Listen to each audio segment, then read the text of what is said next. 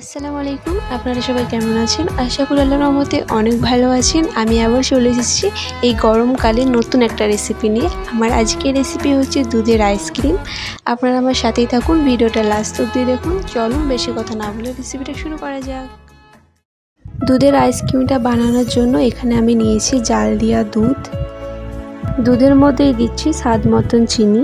চিনিটা দেওয়ার পর দুধের সাথে চিনিটাকে ভালো করে মিক্স করে নেব। চিনিটা মিক্স করে নেওয়া হয়ে গেছে। এর মধ্যেই দিচ্ছি পাউডার দুধ। পাউডার দুধটা দেওয়ার পর আবার আমি মিক্স করে নেব। এদিকে আপনারা দেখতে পাচ্ছেন মিক্স করে নেওয়া হয়ে গেছে। এবার এটা আমি সাইডে রেখে দিচ্ছি। এদিকে আমি নিয়েছি কাজু বাদাম। কাজু বাদামটাকে কুচি কুচি করে কেটে নিয়েছি। এদিকে আমি নিয়েছি আইসক্রিমের কৌটো। এই কৌটোর মধ্যে আমি কাজু বাদামটা দিয়ে দিচ্ছি। কৌটোর মধ্যে কাজু বাদামটা দেওয়া হয়ে গেছে। এবার এই দুধের মিশ্রণটা কৌটোর মধ্যে দিয়ে দিচ্ছি।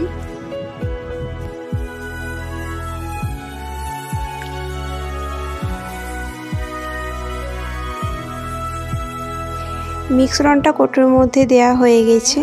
এবার এই কাঠিগুলো কৌটোর মধ্যে দিয়ে দিচ্ছি। এদিকে আমি নিয়েছি একটা কাচের গ্লাস। এই কাচের গ্লাসের মধ্যে আমি বাকি দুধের মিশ্রণগুলোকে দিয়ে দিচ্ছি। এদিকে আপনারা দেখতে পাচ্ছেন মিশ্রণটা গ্লাসের মধ্যে দিয়ে দিয়েছি। এখানে নিয়েছি আমি একটা আইসক্রিমের কাঠি। ওই আইসক্রিমের কাঠিটা আমি গ্লাসের মধ্যে দিয়ে দিচ্ছি। এবার এই দুধের মিশ্রণটা আইসক্রিম বানানোর জন্য 24 ঘন্টা মতো রেখে দেবো।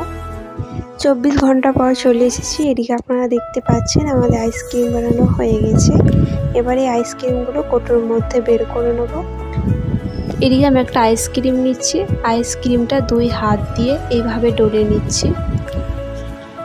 কয়েকবার ডলে নেওয়ার পর এদিকে আপনারা দেখতে পাচ্ছেন আইসক্রিমটা কত সুন্দরভাবে বেরিয়ে যাচ্ছে। এভাবে আমি বাকি কৌটোর আইসক্রিমগুলোকে বের করে নিচ্ছি। এদিকে আমি গ্লাসের আইসক্রিমটা নিয়েছি। গ্লাসের আইসক্রিমটাও ওই একইভাবে 2 হাত দিয়ে ডলে নিচ্ছি। কয়েকবার ডলে নেওয়ার পর আপনারা দেখতে পাচ্ছেন গ্লাসের আইসক্রিমটাও কিন্তু কত সুন্দরভাবে বেরিয়ে গেল। এই আইসক্রিমটা দেখতে যতটা সুন্দর হয়েছে, মাশাআল্লাহ খেতে কিন্তু অনেক সুন্দর। আমার আইসক্রিমের রেসিপি আপনাদেরকে কেমন লেগেছে প্লিজ কমেন্টে জানাবেন। আর কে কে এই গরমে বাজারে আইসক্রিম না কিনে বাড়িতে বানিয়ে খাচ্ছেন এটাও কমেন্টে জানাবেন। সো ফ্রেন্ড, আমাদের রেসিপিগুলো আপনাদেরকে ভালো লেগে থাকলে প্লিজ লাইক, কমেন্ট, শেয়ার করে দেবেন। আল্লাহ হাফিজ।